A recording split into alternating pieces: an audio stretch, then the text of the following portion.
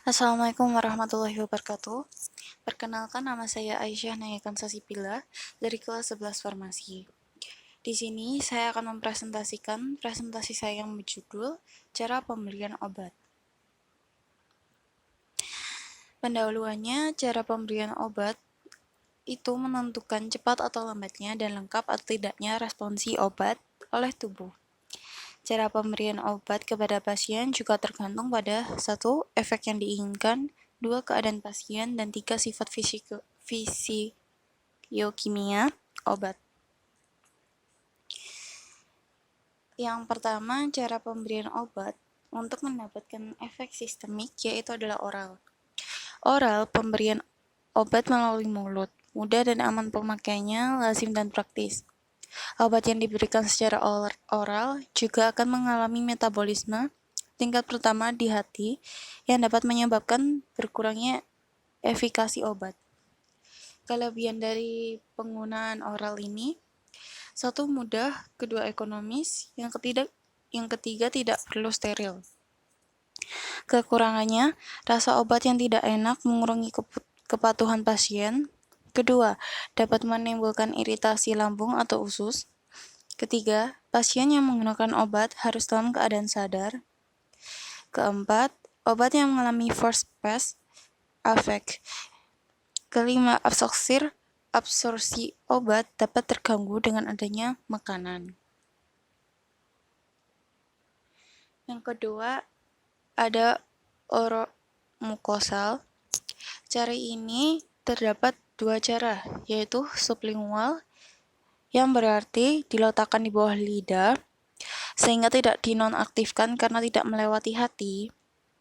Yang kedua ada bukal, obat yang diletakkan antara pipi dan gusi. Kelebihan menggunakan oromukosal ini, yang pertama mudah, yang kedua tidak perlu steril, yang ketiga efeknya cepat. Kekurangannya, ada rasa obat yang harus enak, kedua dapat mengiritasi mulut, yang ketiga pasien harus sadar, yang keempat hanya untuk obat yang bersifat lipofil.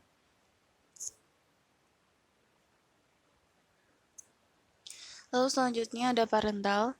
Parental dilakukan di bawah atau menembus kulit atau selaput lendir. Jenis-jenis suntikan atau injeksi yang digunakan untuk memberikan efek dengan cepat. Jenis-jenis parental ada 10. Yang pertama ada subkutan atau hipodermal. Yang kedua ada intramuskular. Yang ketiga ada intravena. Yang keempat ada intraarteri. Yang kelima ada intraakutan. Yang keenam ada intralumbal. Yang ketujuh ada intraperitoneal. Yang kedelapan ada intrakardial. Yang kesembilan ada intrapleural. Yang kesepuluh intraartikular. Kelebihan dari parental sendiri, absorpsinya cepat, dapat diberikan pada pasien yang tidak sadar, dapat dilakukan untuk dosis yang sangat kecil. Kekurangannya, tidak praktis, harus dilakukan tenaga medis, lalu dapat menimbulkan iritasi pada tempat penyuntikan, obat harus steril, dan tidak nyaman, dapat timbul rasa nyeri pada area penyuntikan.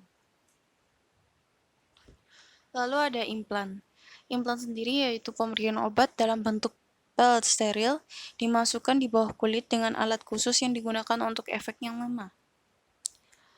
Lalu ada rektal.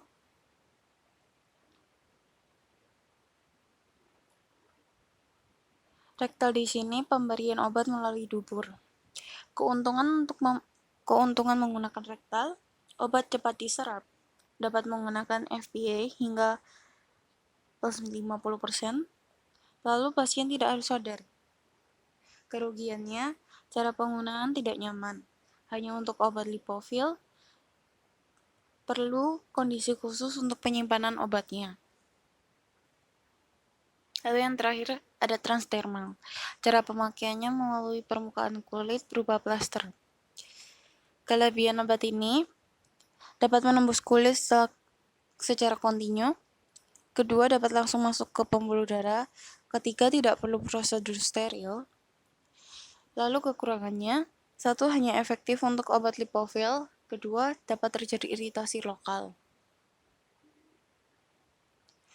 Lalu ada juga pemberian obat dengan cara mendapatkan efek lokal. Yang pertama di kulit, yang kedua inhalasi, yang ketiga mukosal dan hidung, yang keempat intravaginal, yang kelima intranasal, yang keenam adalah rektal.